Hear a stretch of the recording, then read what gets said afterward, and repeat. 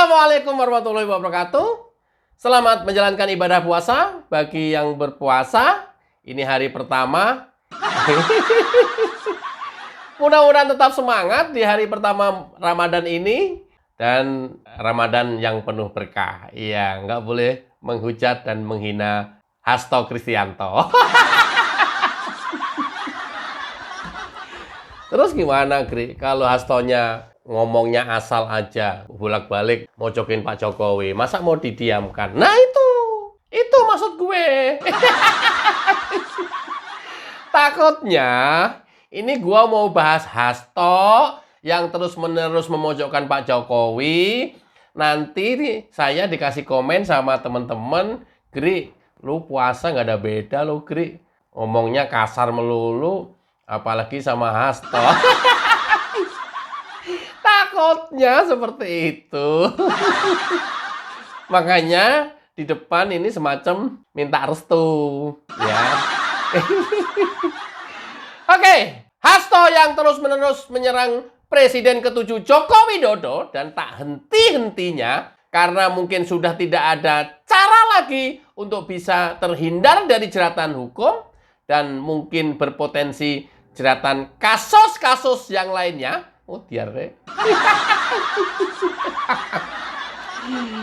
Upaya-upaya Hasto juga gagal total atau gatot alias gagal total. Ya, katanya ada 18 video yang setiap saat akan bisa menjadi bom waktu, dibuka dan bisa mengguncangkan dunia perpolitikan Indonesia. Ketika kawan tanyain juru bicaranya, ya masih proses, belum semuanya jadi gitu ya.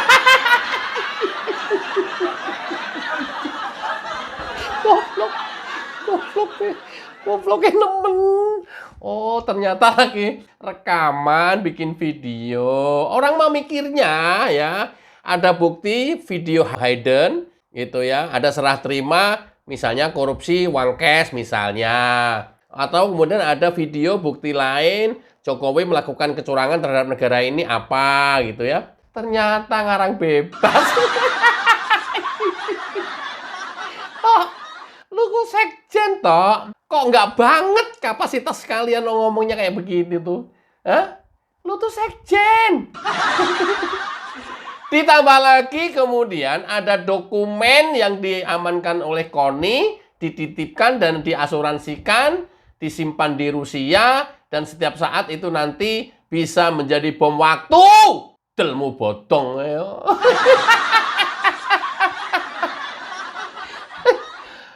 Dasar apem melenuk. Awas, Gri. Puasa, Gri. Apem melenuk. Nanti kan kita buka puasa pakai apem melenuk begitu.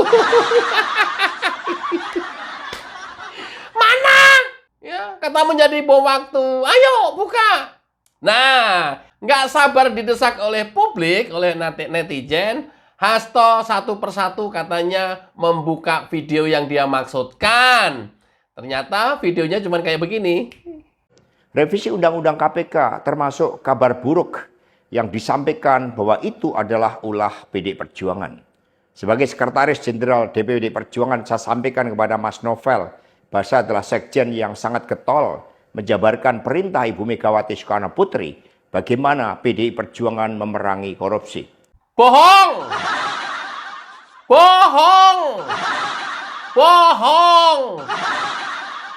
Banyakan moncong, nggak ada gunanya. Bohong! PDIP adalah getol memberantas korupsi. Bohong! Nih, mahasiswa, kalian tahu nggak nih? Ya, ini kamu anggap benar. Narasi ini kamu anggap betul adanya. Coba mahasiswa yang kemarin demo. Coba. Ini coba. Selaku sekjen PDIP, saya sangat patuh menjalankan perintah Ketum Megawati Soekarno Putri yang memberantas korupsi. Matamu.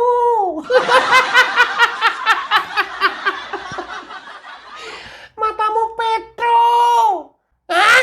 Mau bukti? Wali Kota Semarang, Ita, suaminya anggota DPRD Semarang, kader PDIP. Udah satu dulu, nanti tak sebutin yang lain.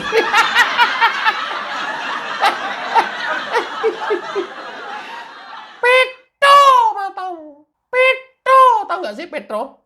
Bohong. Ini mulut gampang banget ngejeplaknya. Moncong lo, moncong, moncong. Moncong kamu tuh loh, moncong putih. Alah, saya nggak tahu ini mati nanti nggak tahu dapat siksa apa, disogrok-sogrok mulutnya pakai besi panas atau nggak tahu apa. Karena apa? Fitnahnya luar biasa dan keji banget fitnahnya, luar biasa dan keji banget. Lo masyarakat tahu semuanya kejadian yang sesungguhnya seperti apa. Kita lanjut dulu. Karena itulah tuduhan bahwa revisi Undang-Undang KPK diarsiteki oleh PDI Perjuangan itu sangat salah. Jadi dari keterangan saya, yang saya pertanggungjawabkan secara hukum, secara politik, yang saya pertanggungjawabkan di atas Tuhan yang Maha Kuasa tentang kebenaran pernyataan saya ini meskipun tanpa bukti.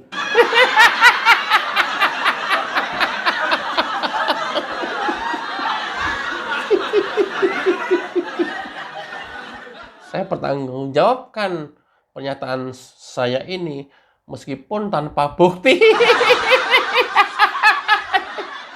Wedan mangan bledogan. Toh, lu kesambet di mana toh? Lu bikin video ini di mana? Nggak kelihatan backgroundnya di mana? Tembok putih aja. Coba kali kelihatan backgroundnya kayak gini kan bisa ditebak. Oh, di studio. Nah, misalnya gue lagi bikin rekaman, oh lagi di kafe, oh lagi di restoran. Ya kalau tembok putih gini, nih lagi di mana ini? Tok, kamu lagi mana? Bikin video ini di mana? Oh, saya siap pertanggungjawabkan pernyataan ini di depan hukum, walaupun tanpa bukti. Lo harus gimana?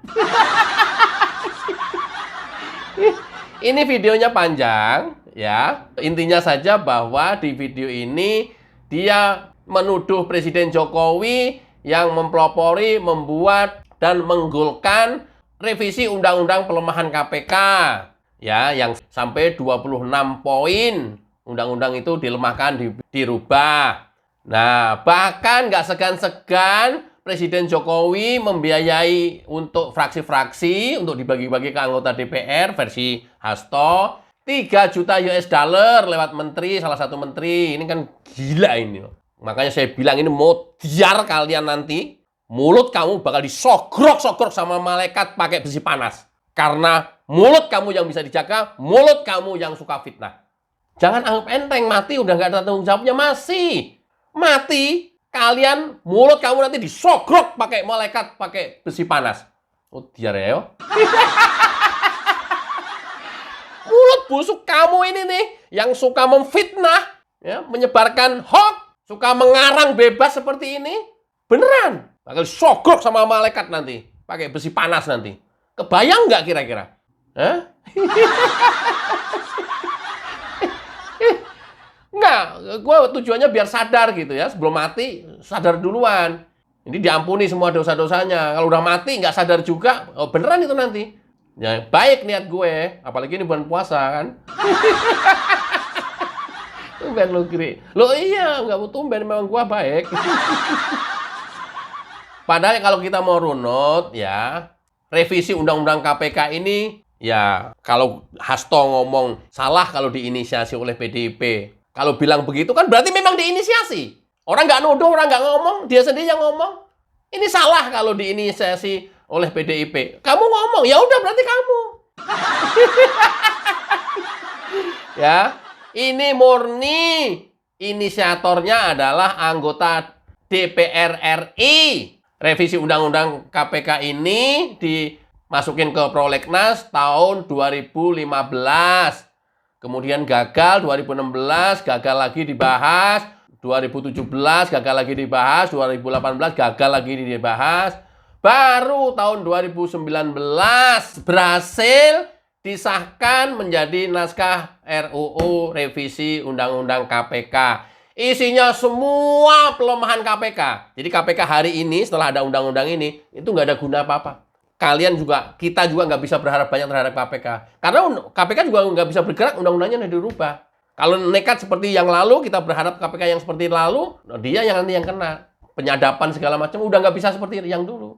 Mas Tangannya kan nggak pernah bisa dapat OTT sama sekali. Karena udah direvisi undang-undangnya. Itu loh. Siapa Gri? DPR RI! Siapa Gri? PDIP sih katanya inisiatornya. Katanya. Kan gua nggak ada di dalam. Kalau gua di dalam, gua di DPR RI, gua terus terang ngomong PDIP inisiasinya. Karena gua enggak ya katanya PDIP. Luar biasa kan? Pernah saya seringkali bilang di video sebelumnya bahwa kalau berhadapan dengan Hasto ngomong putih, yang sesungguhnya kejadiannya itu adalah hitam. Kalau Hasto ngomong hitam, kejadian yang sesungguhnya itu adalah putih. Hasto itu. Kalau Hasto bilang baik, sesungguhnya itu adalah jelek. Kalau Hasto bilang jelek, sesungguhnya itu adalah baik. Kita harus mindset-nya ketika mendengarkan muncungnya Hasto ngomong, sudah langsung ke sana. Oh, kata Hasto baik, oh berarti jelek. Kata Hasto jelek, oh berarti orang itu baik. Kata Hasto, Jokowi dalang RUU ini, oh berarti dalangnya Hasto, PDIP. Pak Jokowi nggak tahu menau. Mau bukti? Cekidot. Kalau terkait videonya Pak Hasto kemarin gimana Pak? Nah, ini lagi. Gini ya, supaya kronologisnya itu harus runtut dilihat. Karena ini kan zamannya keterbukaan. Coba dilihat tahun 2015. Ada inisiatif dari DPR untuk memasukkan revisi RUU KPK ke prolegnas. Coba dilihat lagi. Dan saat itu terjadi ketidaksepakatan antara DPR dan pemerintah sehingga tidak jadi dibahas. 2016, 2017, 2018 juga ada upaya untuk melakukan pembahasan itu, tetapi juga tidak terjadi. Baru tahun 2019 masuk prolegnas karena memang semua fraksi yang ada di DPR setuju. Sampai pada akhirnya dibahas dan digedok di rapat paripurna semuanya atas inisiatif DPR. Udah, itu aja. Jadi bukan itu, tolong dilihat itu, dicek, ada beritanya semuanya. Dan sampai setelah diundangkan, saya juga akhirnya tidak tanda tangan. Coba dilihat lagi. Nggak ada tanda tangan presiden. Ya. Tapi kan aturannya tetap setelah 30 hari bisa berlaku. Nggih. Ya, itu aja. Oh, diar! Gri, gue curiga lu puasa nggak, Gri? Puasa lah. Kok masih bisa teriak-teriak? Sahurnya banyak. Gemes banget. Tok, sekali lagi, Tok. Lu nanti kalau nggak segera tobat, banyak banget lu menyebarkan fitnah dan hoax, nggak segera tobat, lu mati. Nanti mulut lu disogrok sama malaikat pakai besi panas sampai tembus ke otak belakang. Ingat lu, Tok. Serius. Serius ini, Tok. Saya peringatkan ini, Tok. Fitnah kamu udah kelewat batas dan luar biasa. Dan ini semuanya di digital bisa dibuka semuanya. Kamu tuduh Pak Jokowi melemahkan KPK melalui revisi undang-undang KPK untuk mengamankan anaknya yang jadi wali kota Solo dan di Medan, nyambung juga enggak. Mau apapun aturannya, apapun aturan hukumnya, undang-undangnya, KUHP-nya, kalau kemudian Gibran dan Bobi dalam menjalankan tugas hati-hati dan tidak terlibat korupsi, markup, gratifikasi, dan lain-lain, nggak ada ngaruhnya, aman. Tapi kalau model lo, mau apapun undang-undangnya, kalian akhirnya merekayasa undang-undang, merubah-rubah undang-undang. Sampai sekarang mahasiswa menuduh Jokowi pelemahan KPK. Kan luar biasa kan? Pak Jokowi cukup diem loh, Tok. Cukup nggak pernah membantah, disalahin juga diem. Tapi kemudian ketika diemnya Pak Jokowi, jangan dianggap itu benar. bahwa Pak Jokowi yang melakukan. Jauh, salah. Cuman Jokowi diem aja. Nggak mau membantah, nggak mau klarifikasi, nggak mau menjelaskan yang sesungguhnya terjadi apa. Akhirnya, karena inisiatif DPR dan sudah disahkan oleh DPR, kemudian diajukan ke pemerintah untuk ditandatangani, Pak Jokowi tidak mau menandatangani. Ada 4 poin yang itu benar-benar menjadi syarat pemerintah untuk di take down atau direvisi lagi. Yang itu benar-benar melemahkan KPK sehingga tidak berfungsi sampai dengan hari ini KPK. Jangan salahkan KPK juga, undang-undangnya dikebiri sama DPR. DPR tuh yang digugat itu. Gitu loh. Walaupun Pak Jokowi nggak mau tanda tangan RUU KPK, 30 hari tidak ditangani Presiden, usulan DPR, otomatis undang-undang tersebut berlaku. Dan sampai hari ini, sampai sekarang. Begitu loh kok Hasto ngomongnya, Pak Jokowi yang melakukan undang-undang pelemahan KPK, Pak Jokowi yang menginisiasi, sampai Pak Jokowi yang mengkondisikan lewat menteri membayar fraksi-fraksi sampai 3 juta US dollar. Gila ini mah. Berarti ini memang ada yang bayar, lu toh. Orang nggak tahu jadi tahu. Gara-gara lu nuduh orang, padahal lu yang melakukan. Toh, sekali lagi toh, yang terakhir kali ini toh, hati-hati kok, berhentilah kamu memfitnah Pak Jokowi atau orang lain. Politisi mah politisi. Politisi kan memang, sorry ya, busuk omongannya. Karena apa? Untuk kepentingannya sendiri, kelompoknya dan partainya. Makanya selalu busuk. Ya politisi mah politisi, tapi jangan memfitnah. Kalau memfitnah, ingat, mati nanti kamu toh. Mulut kamu disogrok sama malaikat pakai besi panas tembus ke otak belakang. Ingat itu. Beneran. Gila ini manusia. Gila ini manusia.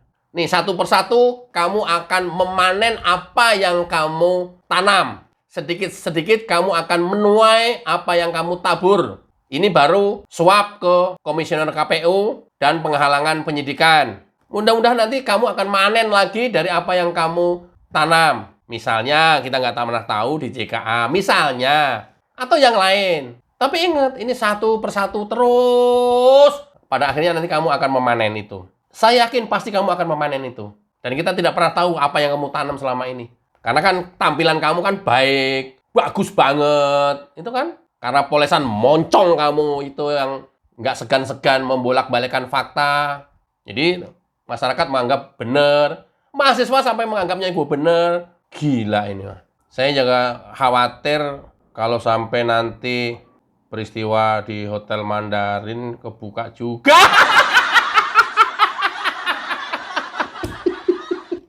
Apa, Gri? Apa? Nggak apa-apa. Hotel Mandarin lu tahu nggak di mana? Kan gue cuma bilang doang, Hotel Mandarin. Nggak ada apa-apa. Ya kan banyak acara di sana. Ya, biarin aja kan nggak tahu. Gri, Gri, ceritain dong clue-nya dikit. Loh, enggak. Ya, Hotel Mandarin tuh bintang 5. Karena fasilitasnya bintang 5 ya pasti bagus banget. Loh kok jadi promosi hotel gua? Enggak, maksudnya tadi hubungannya dengan Hasto. Enggak ada hubungan. Siapa yang bilang ada hubungan dengan Hasto? Gua cuma bilang kalau sampai nanti peristiwa di Hotel Mandarin dikit-dikit terungkap kan ya.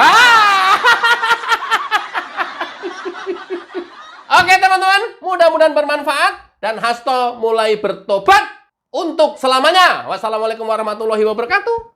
Cayo.